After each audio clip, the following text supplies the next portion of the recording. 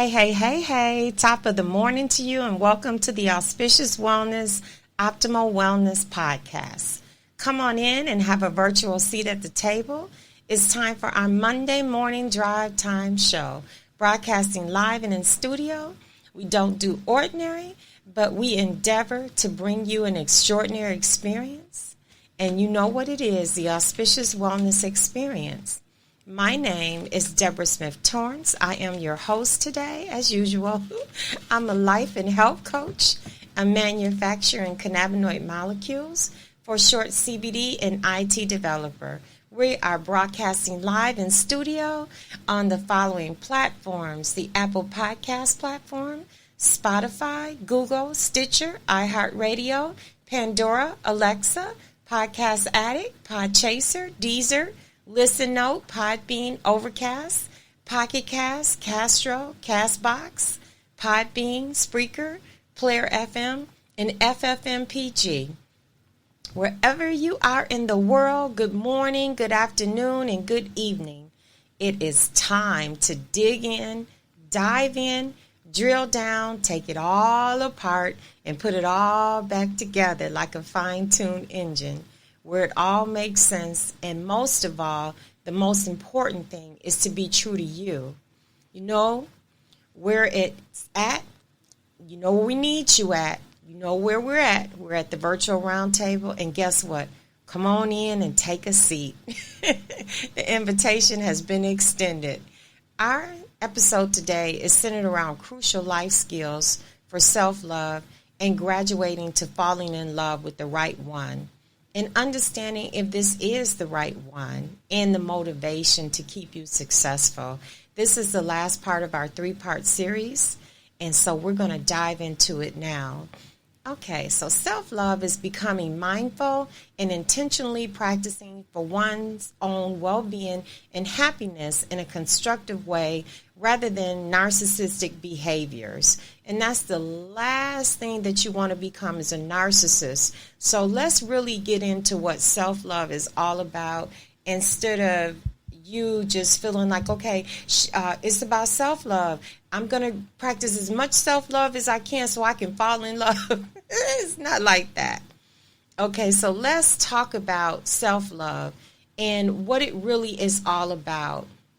And so self-love, defined as love of self or regard for one's own happiness or advantage, has been both conceptualized as a basic human necessity to truly achieve happiness and balance in your life.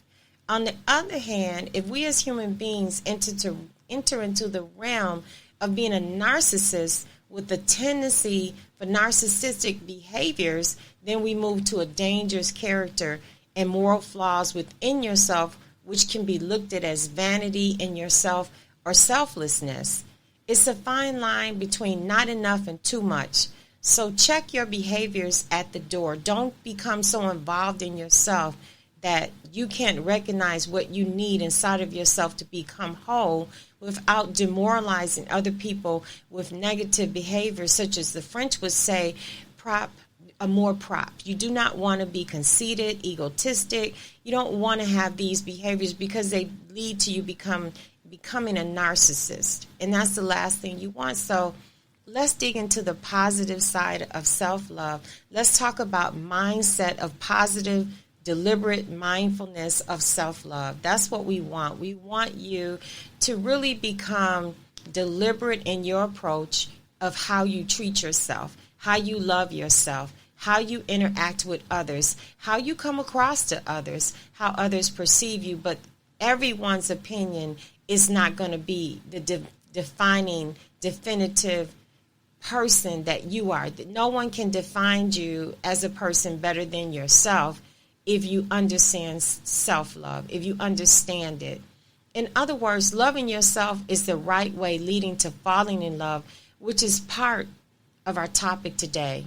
Regarding yourself, self-love is important to living well. It influences who you pick for a mate, the image you project at work, and how you cope with problems in your life. Because look at it like this: if you love yourself, you'll understand what truly giving to others are, what it's all about, and you won't give of yourself in a selfish way, in a demeaning way, in a demoralizing way. You will be able to work with people in a way where you elevate them, and that falls back on who you are as a person. It's important to your welfare that what you want in life and knowing how to bring it to life, what you want and bringing it to the table, is all about the realm of self-love. It's all about the art of self-love, leading into learning to love other people and treat other people as you want to be treated. That's part of it. It's part of becoming whole. It's part of becoming the person that you were designed to be. What is self-love? So let's go deeper into it. What is it? It's not just a, saying I'm going shopping for a new wardrobe. It's not just talking about it. It's not just saying I need a new hairdo. It is not any of those things. It's not just a beauty makeover. It's not just reading a magazine. It's not just turning on the TV and getting into topics about self and motivation and self-improvement. It's more to it than that. Those are steps, necessary steps that you take along the way when you understand what the core value is. The things I've said before, those are not the only mechanisms. There are core values of self-love. These are activities of self-love, but not the purposeful action steps to get you to the process. And this is what we're going to be talking about today. Actionable, purposeful steps for self-love, which lead to understanding how to love. You must love yourself before you can experience truly anything to begin in a long-lasting, meaningful relationship. Before you can get what you want, you've got to work on self. You've got to understand yourself, and you've got to say to yourself, am I a person, the way that I deal with people and the way that I treat people, is that the way that I want people to deal with me and treat me? That is one of the most important things that you should ask yourself today, right now. Do you treat people the way you want to be treated? And if you tell yourself no, then you've got some work to do. If you tell yourself, the way I treated this person yesterday, I would never want anyone to treat me like that. That is one of the most defining things that you can do to ask yourself, am I really in need of self-love and working on myself? Do I really know how to work with people in a way that leaves them empowered and leading to me feeling empowered because I'm helping other people? Or are you destroying other people? At anyone that's in your path because you want what you want and you're relentless about getting it.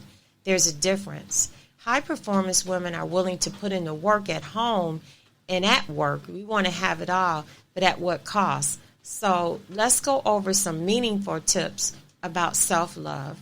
Okay? 1 is self-love. Number 2 is understanding the driving forces behind your motivation for success and keeping it always as a driving force in your purpose. Number 3, understanding you have actually fallen in love in the best way. And we're going to talk about how do you know you're in love later in the segment. So let's get into some serious factors on the serious side to keep you successful or help you become successful, and then self-love.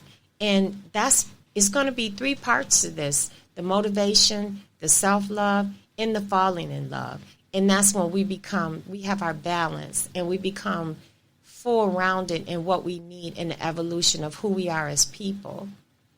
Okay, so let's talk about motivation first, because most powerful women, they have some motivational factors that keep them motivated. But let's talk about some positive factors in motivation and building what your success looks like and feels like for you. Okay, so one of the key factors that I ask people, are you knocking on doors? And they say, what do you mean by knocking on doors? It means cultivating the necessary relationships and nurturing them and building the necessary relationships for success. Are you doing this? Are you building your network? Or do you realize you can't do it alone? It can't be a one-man ship. You can't drive the ship, navigate the ship, and do everything all by yourself. You need a team. Do you realize this? That's number 1. That's part of self-love. Because if you don't realize to be successful that you need a team and you need to cultivate the necessary relationships, you're going to burn out. You're going to feel stressed out. You're going to feel like, oh my God, I didn't know what I was getting myself into. So there's some positive ways to get into what you want to do, how you want to do it, and defining your motivational factors first. Your journey is I had to really, really, really think about this. I mean, I really thought about it till it was like 4 o'clock in the morning, and I just got up and I started typing this, and it started pouring out of me, and I had to just put it on paper.